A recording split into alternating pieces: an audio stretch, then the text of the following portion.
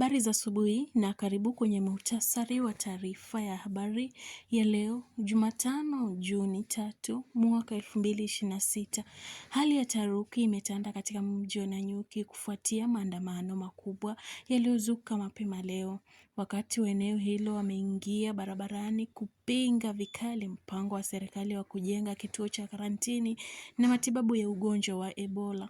Mradi uliofadhiliwa na serikali ya Marekani katika uwanja wa kijeshi wa Laikipia Air Base.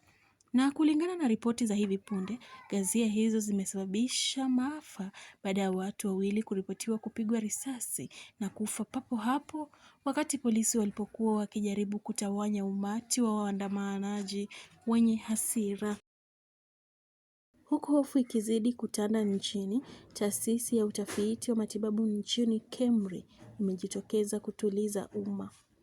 KEMRI imesisitiza kuwa Kenya ina maabara maalum 6 na wataalamu wa kutosha kugundua na kukabiliana na virusi hivyo.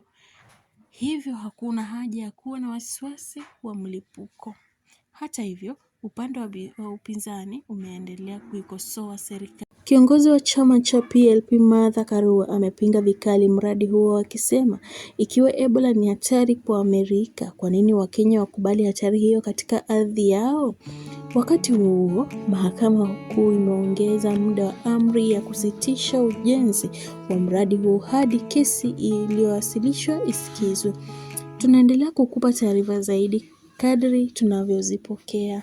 Asante kwa kuwa nasi. Jina langu Kariba Pwani. Habari za asubuhi na karibu kwenye muhtasari wa taarifa ya habari ya leo Jumatano Juni 3 mwaka 2026. Hali ya taharuki imetanda katika mji wa Nanyuki kufuatia maandamano makubwa yaliyozuka mapema leo. Wakati wa eneo hilo wameingia barabarani kupinga vikali mpango wa serikali wa kujenga kituo cha karantini na matibabu ya ugonjwa wa Ebola. Mradi uliofadhiliwa na serikali ya Marekani katika uwanja wa kijeshi wa Laikipia Air Base. Na kulingana na ripoti za hivi punde, ghasia hizo zimesababisha maafa baada ya watu wawili kuripotiwa kupigwa risasi na kufa papo hapo wakati polisi walipokuwa wakijaribu kutawanya umati wa waandamanaji wenye hasira. Huku hofu ikizidi kutanda nchini, taasisi ya utafiti wa matibabu nchini KEMRI imejitokeza kutuliza umma. KEMRI imesisitiza kuwa Kenya ina maabara maalum 6 na wataalamu wa kutosha kugundua na kukabiliana na virusi hivyo. Hivyo hakuna haja ya kuwa na wasiwasi wa mlipuko.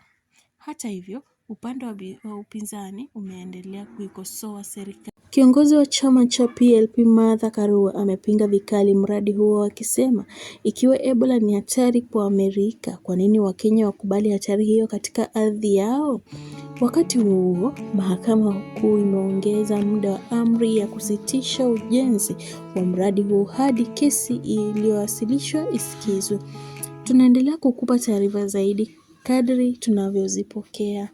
Asante kwa kuwa nasi. Jina langu Kariba Pwani.